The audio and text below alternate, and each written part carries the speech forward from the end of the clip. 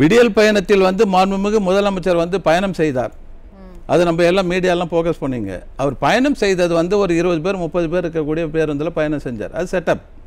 ஆனால் இன்னைக்கு காலை மாலையில் நீங்கள் பாருங்கள் எத்தனை பேருந்துகள் தொங்கி கொண்டு போகிறாங்க. அப்போ அந்த தொங்கி கொண்டு போகிற பஸ்ஸில் பேருந்தில் முதலமைச்சர் பயணம் செஞ்சுருக்கணும்ல. அப்போ அந்த வலிய வேதனை அப்போ தெரிஞ்சிருக்கும் இல்லையா? இப்போ பேப்பருக்காக மீடியாவுக்காக தீனி போடுறதுக்காக ப்ரெஸ்ஸுக்கு செய்தி கொடுக்கறதுக்காக ஒரு பயணத்தை மேற்கொண்டு அது பிரயோஜனம் கிடையாது. அந்த விடியல் பயணம் என்பது இன்றைக்கும் வந்து பெரும்பாக்கம் கண்ணகி நகர் போய் பாருங்கள், போதுமான பஸ் இல்லை.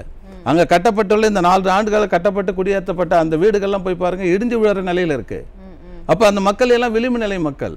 இங்கே சென்னையில் இருந்த வாழ்வாதாரத்தை இழந்த மக்கள் எடுத்து போய் எங்கே ஒரு கரையில் போட்டுட்டு அவங்களுக்கு தேவையான அடிப்படை வசதிகளே கிடையாது. இன்னைக்கு சுனாமி குடியிருப்புன்னு ஒரு பகுதி இருக்குது, அந்த இடத்துல போய் பாருங்கள் தண்ணி இல்லை. 4 நாளைக்கு ஒரு முறை தான் தண்ணி வருது.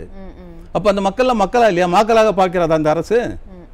அப்போ மக்களுக்கு தேவையான அடிப்படை வசதிகளை நிறைவேற்றி தரவில்லை. உள்ளாட்சி நிர்வாகத்திலும் கோடிக்கணக்கில் ஊழல் செய்கிறார்கள்.